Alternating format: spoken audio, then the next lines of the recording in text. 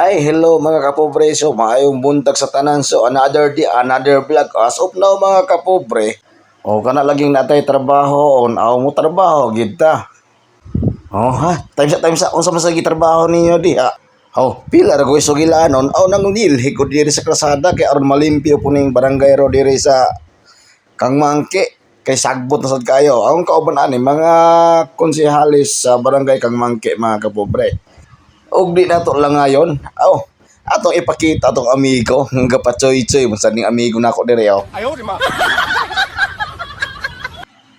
Then ay lang mo paningala mga kapobre nga gadala-dalag tag sako diha kay mo nagiingon nga aw basurero na ta ani. Aw, us pa man di ay.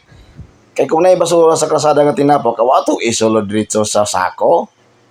Ug na ako ipakita ninyo mga kapobre ang akong amigo nga kinakusgan nga musayaw lagi kuno siya dito pasayawon.